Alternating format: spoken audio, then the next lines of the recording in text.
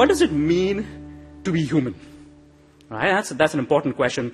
I'm going to run through 3 or 4 slides with a bunch of examples just to illustrate the idea. So here's my psychology 101. There are 4 issues we think about in psychology. Motivation. Right? What's the engine that's burning inside people to get them to do stuff? Right? Perception, how do they see the problem? What's the challenge? Can you frame that problem differently? Cognition, do they know what to do? Do they have the right information? Do they have the right choice set? And then finally, emotion, how do they feel about it? Right?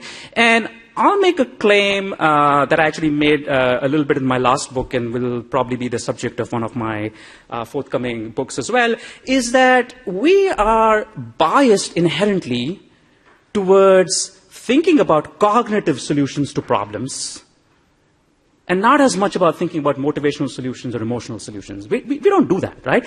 When people get stuck at a problem, we give them information as if that's going to solve the problem. Right? It actually just confuses the hell out of them. Right? When people feel that they don't have the right option, we give them more choices, which confuses the hell out of them. Right? And so by being cognitive in our approach, we try and actually worsen a problem that we are looking to solve. I think that's one of the big problems within organizations. Cognition is easy. It is easy to give people more information. It is harder to motivate them. It is much more difficult to change their perception, and it is literally impossible to manage emotions. Right?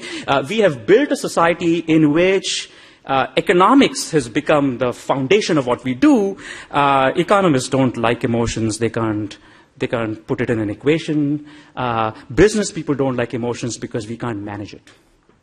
Right? And whatever isn't managed or can't be managed isn't liked. And so we never think about emotional solutions to problems. But that's what. Motivation in particular is something interesting, and I'm going to touch for a minute on that. Here's a simpler equation. Motivation is a function of R, S, and P. Right? R, relevance. As long as children know why they are, for example, learning a specific task, they will be motivated to doing it. Right?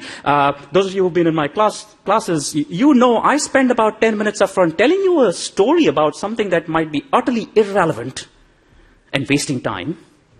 Right? And my economist colleagues would say, well, that's not very efficient. It's not about efficiency. It's about building the motivation. Why should you learn about Cobb-Douglas utility functions? If you know why it's relevant, you learn it. Right? Why should you learn about sine curves? If you know why sine curves are important, people learn it. So relevance is key.